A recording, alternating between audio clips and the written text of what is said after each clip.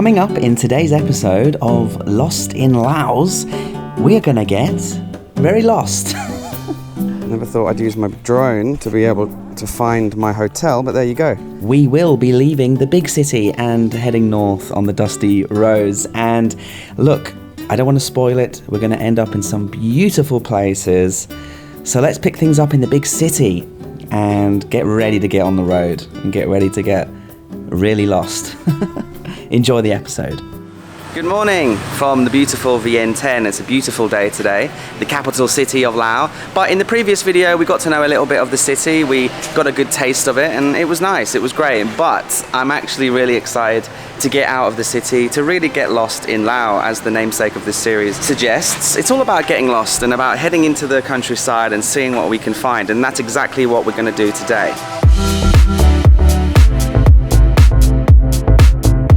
Zelda's all ready and raring to go, as am I. So the plan is basically, there is no plan. We'll document me and Zelda going north, out of the city, towards the mountains, and who knows where it's going to take us, who knows what's going to happen. But for sure, we're going to have an adventure, and you're all invited. So let's get a move on.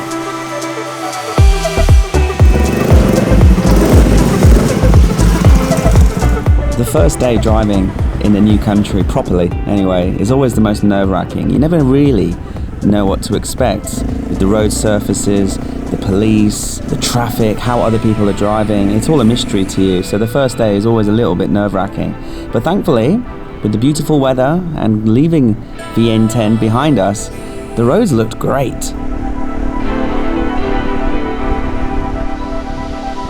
And then at this crossroads, we had an amazing stroke of luck. I saw a big sign that said Lao-China Expressway. And this road goes from just outside of Vientiane all the way north towards China. It's a toll road with perfect tarmac and it runs alongside the bullet train. And I thought, this is going to be great. We're going to have a 2-hour drive. But you cannot believe it, right? They don't allow motorbikes on it.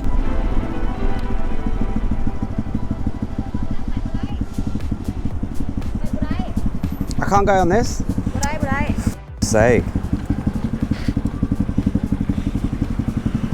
Well, it looks like we're not taking the toll road because there's no room for a little motorbike, obviously. Look at that. So yeah, I was torn between, fuming that they weren't letting me on because it was going to be smooth and easy riding. But then also half of me was thinking, nah, it's okay. This is fine. We'll just take the normal main road north and we'll see more of the countryside along the way. But I wasn't really prepared because the roads did not stay good for long. The roads were horrendous. I actually couldn't believe how bad they were. The main road, other than the express road, was just torn up, potholes, random, it would just stop from being tarmac to dirt roads. Progress was bumpy, progress was slow. This is actually a nice part of the road. And I've just pulled over here. Thank God you can get drinks and snacks along the way. We've got the local beer and soda pops and water and things. And the snacks selection's quite fun. You've got some sausages. Not quite sure what that thing is. And then you've got some sun-dried beef, some eggs on a stick, and then you've got little bugs and little crabs and worms and crickets, all sorts of goodies. Who needs 7-Eleven, huh? Yeah, the first hour and a half was pretty bumpy, pretty torturous, but to be fair, the roads did get steadily better and better. There were stretches of roads without potholes for a good 2 or 3 kilometers. And so, yeah, I was just plodding along and, yeah, just enjoying life.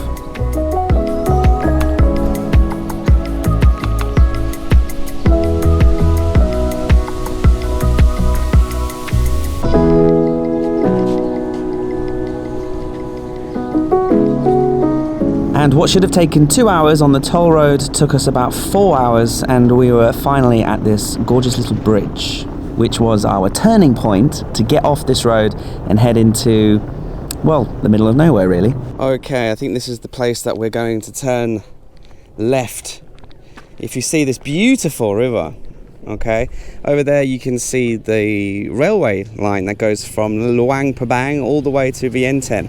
That's the bullet train. They have a bullet train here. Can you believe it? Maybe we'll ride it later on in the series. And so in the distance, if you keep going this way, about 1 hour is Vang Vieng. But we're going to follow this river and we're going to head towards these mountains on the left here. They look gorgeous. And I've found some accommodation on the river. Not here, on this random bridge, but much further in this direction, I think. And then in a couple of days we'll come back, connect back to this road, and we'll head up to Vang Vieng in a couple of days, but not today. Hello. Hi.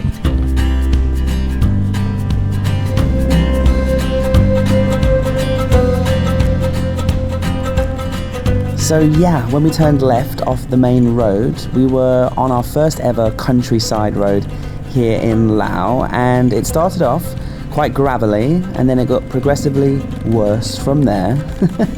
But you know what, whenever I wasn't concentrating on the road, I was soaking up the views, because this is one of the most beautiful parts of the world.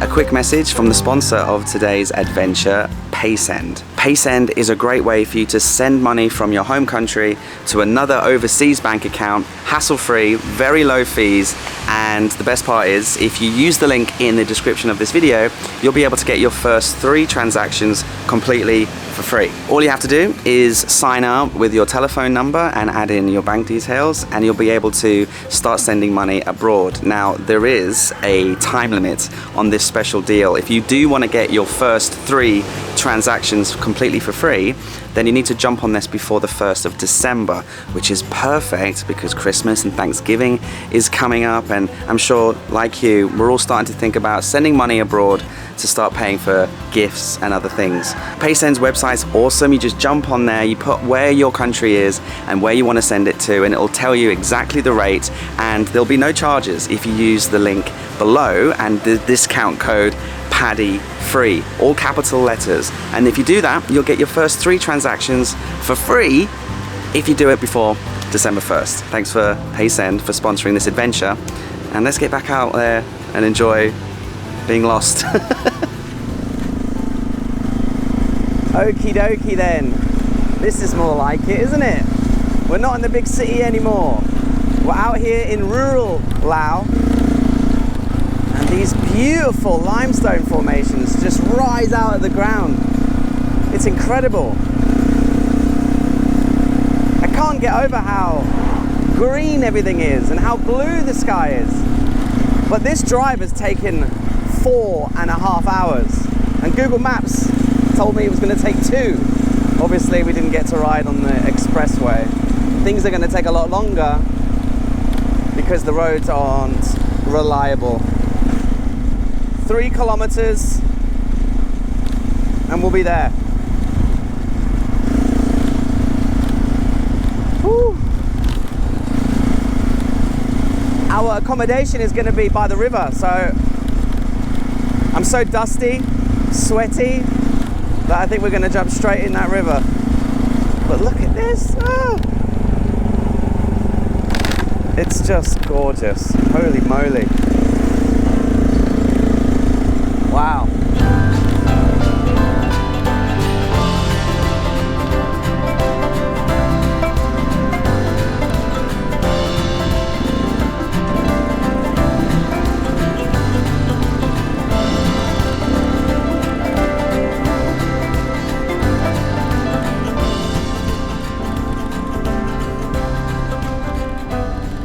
Yay! We've arrived at the river. I think this is the accommodation here. It's called Tree River Resort. We've got like a bungalow, I think, on the river, which is going to be lovely. Not quite sure where to go, so we'll just park here, see what happens. I hope this is the right place. I think it is.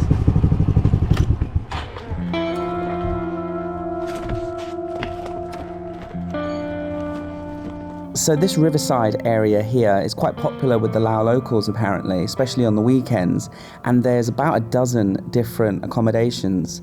Now, I didn't really have the correct coordinates, I wasn't fully sure of the name of the place I was staying at, and so it did turn out that I was in the wrong place, and I didn't actually have the correct name. I didn't even know what the name of the place I was staying at was because I'd quickly organised it last minute when I was getting a drink. So the locals were very confused. The only thing I had to go on was photographs that the booking had sent me as confirmation.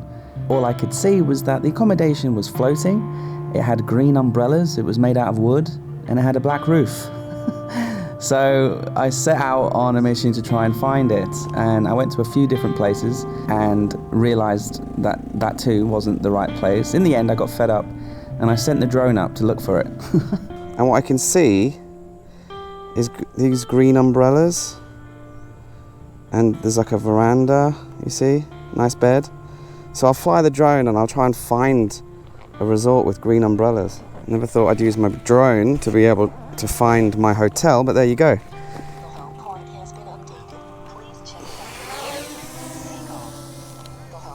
Right, let's go down river.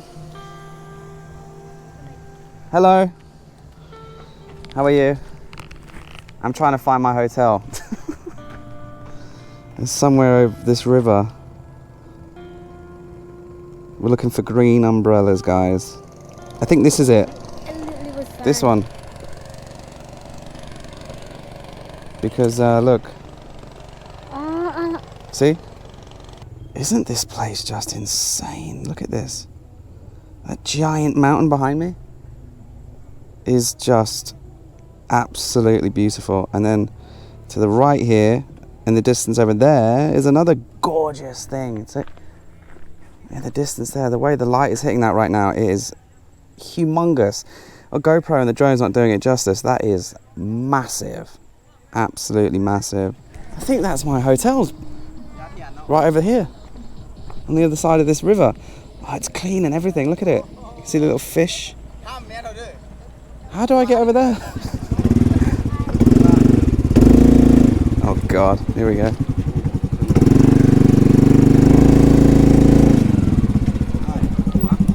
Ooh, bang my head. Phalang, yes, I am a Phalang. Where you come from? I come from England. England. What's this? Mango. Oh, mango tree. Okay.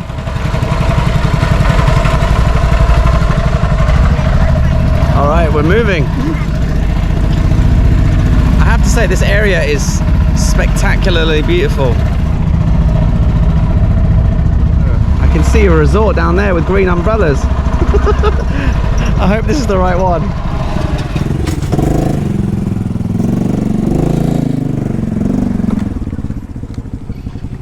We made it.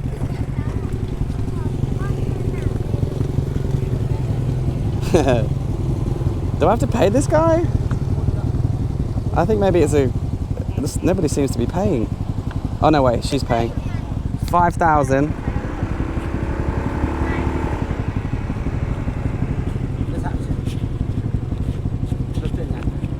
1, 2, 3, 4, 5. Thank you.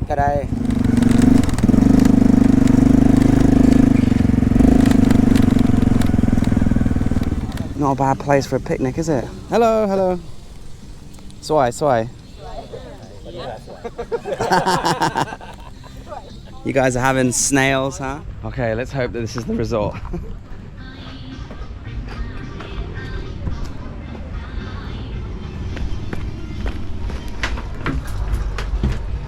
This has got to be it, right? Looks exactly like the pictures. Hello. Yeah. Do you work here? No. Oh. I'm guest. Do you know where the reception is? Receptionist. I think this one. Okay. All right. That is the next one. Thank you, now. Yeah. That's got to be it. Looks exactly like the pictures. Bloody hell, it's a long walk. I have to walk all the way back in a minute and get my bag. So yes, the check-in process a little bit frantic, a little bit stressful. The language barrier didn't help. Plus, I was knackered from the ride. But eventually, you know, I'd found my room and I was amongst the locals here on the riverside, and it was a beautiful afternoon. This one's my room? Fantastic. Yeah, you need the key, right? Yeah, that would be handy. So, quick room tour. Barbecue. I don't have any meat. Neighbours right here, but nobody seems to be checked in. Beautiful river to swim in. I don't know. It looks kind of, the current looks kind of fast, huh? But surely we can swim. We're gonna swim, for sure. All right, room tour. BT. Come in, come in. It's hot as balls in here. 28. Why would anyone have it on 28?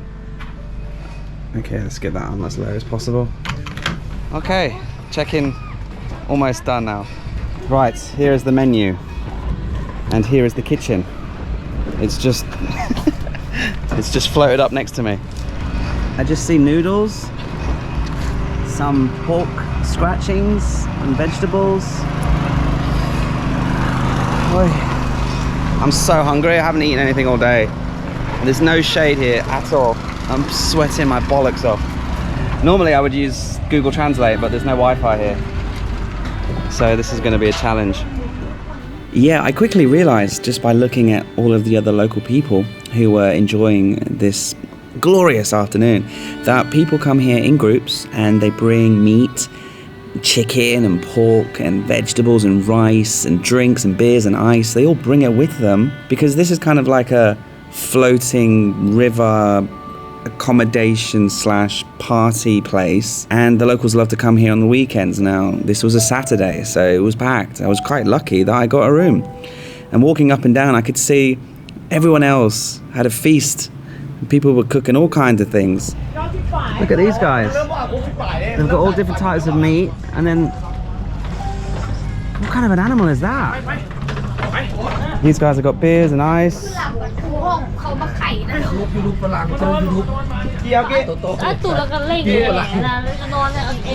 I'm just trying to find, like, where do I get back up? Because I can't really drag myself up. Because I only have one good arm. This arm's rubbish. I don't want to get in there and then not be able to get myself out.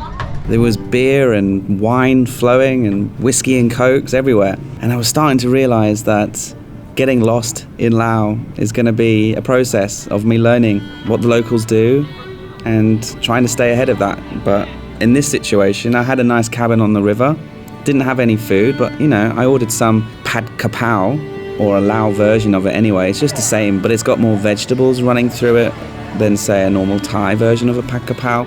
Anyway, we're on the river, we've got food, let's just jump in the river, shall we?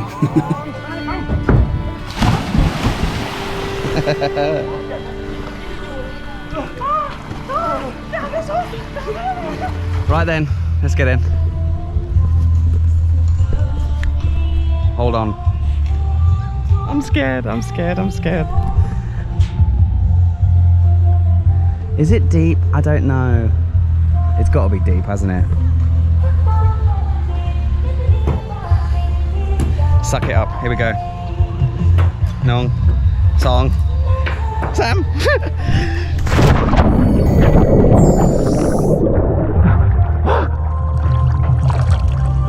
I was terrified.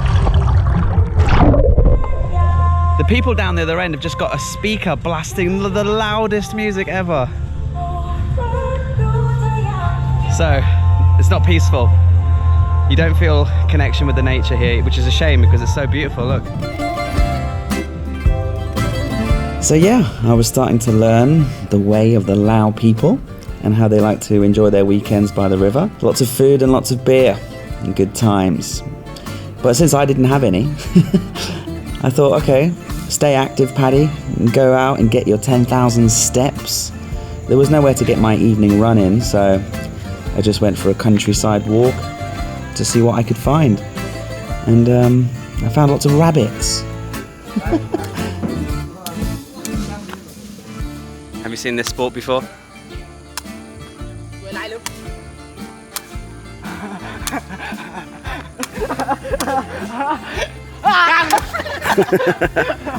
Looks like they're building another resort right here. But these ones look nicer. There's so many rabbits just running around. You guys. So yeah, a lovely little walk around the local area here by the riverside. Absolutely stunningly gorgeous. And I got my steps in and I called it a night.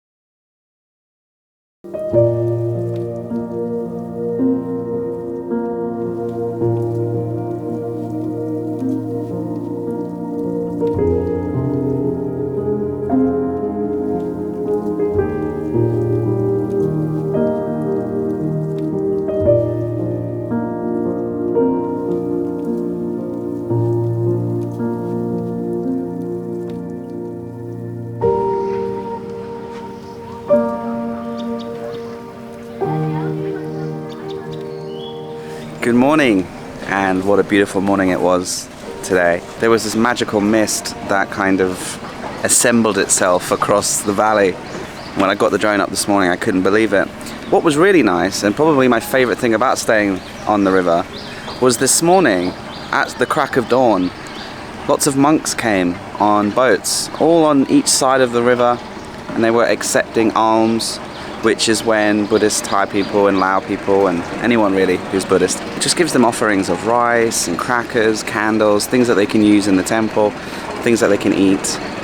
And then they just kind of went up and down, collected their alms, and they gave out blessings. It was really, really nice.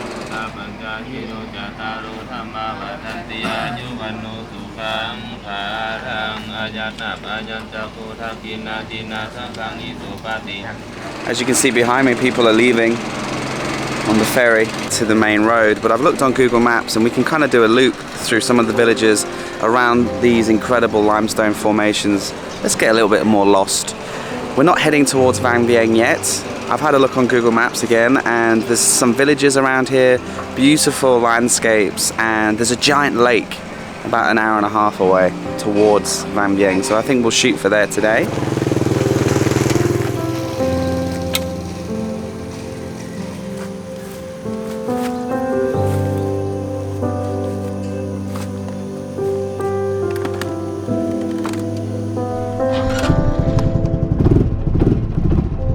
Zelda's completely covered in sand and dirt and grime. Can't even make out the thing. It's pretty dusty here in Laos. The roads, as you could see yesterday, apart from being quite bumpy and crazy amounts of potholes, it's a dust bowl here. It hasn't rained for several months, and we're coming into the dry season. You can see that they're starting to harvest the rice now. It's all dry and ready to go.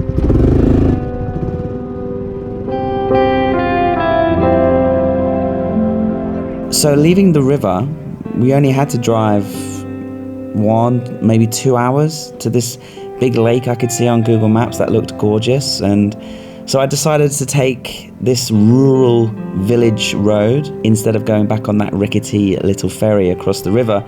I could see a road that looped around here, and I thought, why not? And it was great because I got to drive through lots of really lost and forgotten rural villages that I don't think have seen too many fat white guys driving a weird motorbike in. I was getting lots of funny and friendly looks, and it was just great to see the tractors and the people going about their business on this dirt road. The people of Laos in this area live a very happy, self-sustaining and beautiful life.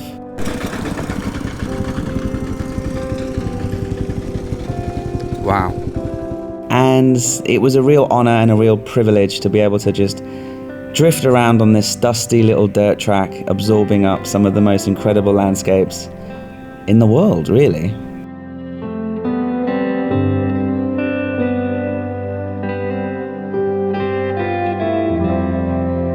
So yes, after a beautiful morning ride through the villages of Laos and another hour and a half back on the main road, eventually we arrived at the big reservoir. It's not actually a lake. I found this out when I got there. It's a reservoir and it is gorgeous. Holy moly. And I found a really cool resort. Check this place out. Now on Google Maps, which is my best friend when I'm traveling on a motorbike anyway, I just zoom in all the time on terrain mode, on default normal mode, and I'm just looking at mountains and rivers and lakes, things of interest, geographical interest, and this place, you can't miss it. It's huge.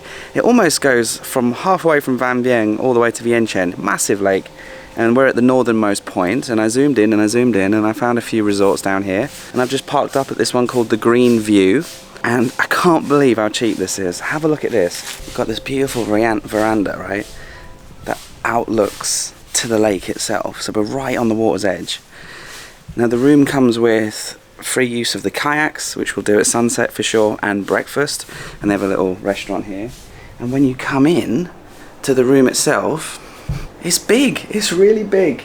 You know, TV, fridge, and a nice bathroom with hot water. And of course the view, just looking out towards the mountains, and you can see the people of the lake area going about their business.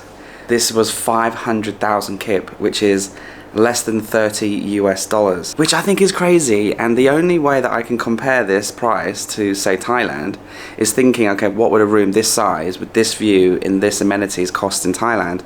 And I'm coming at it like it's going to be 3,000, maybe 5,000 Thai baht. And here it's just over 1,000 Thai baht. So Laos is cheap.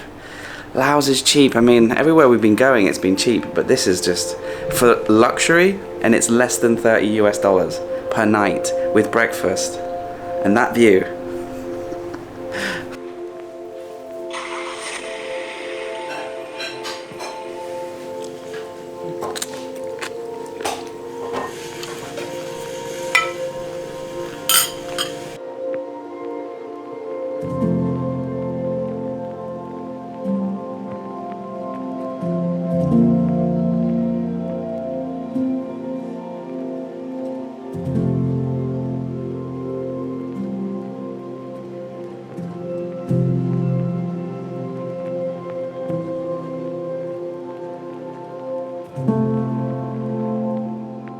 Alright then, let's give this kayaking malarkey a try. I'm just hoping that there isn't any crocodiles or massive snakes in here.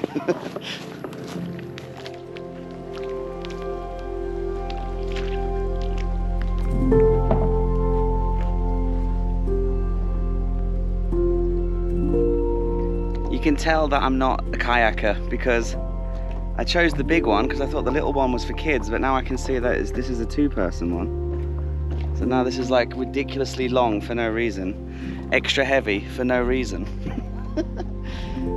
But whatever, we're on the water, that's all that matters.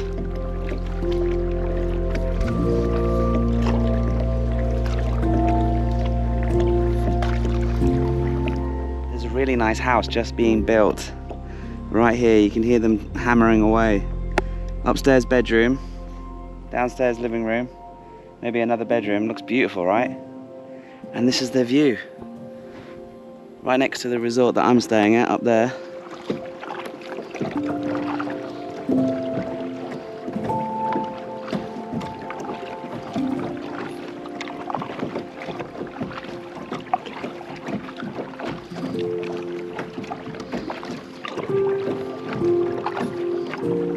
So you see this island behind me, right? So I'm just kayaking, and on one side of the island it has a sign and it's written in Lao language and I have no idea what it says. But when I've been kayaking around the other side, I can see the English sign says it's land for sale.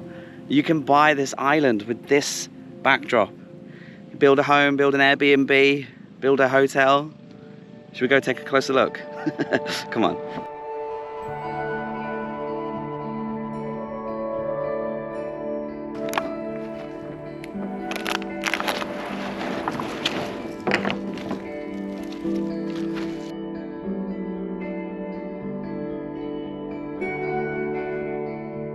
The deserted island in the middle of this beautiful lake that is for sale. Amazing, right? Maybe this is what my channel should turn into. Us just looking at plots of land and dreaming. So the backside, which is facing the sun, you could turn this space into a beach, an infinity pool maybe across this area, and then the house more towards the baseline of the trees. Here's the telephone number. Give them a call. Tell them Paddy sent you, not sponsored. And then we just come to the other side, and that's it. Your own little island in Laos on a beautiful lake, not far away from Vang Vieng. In the distance, there's fishermen going over to the nets to collect whatever they've been catching today. And they'll be going home for a feast of seafood and local beer.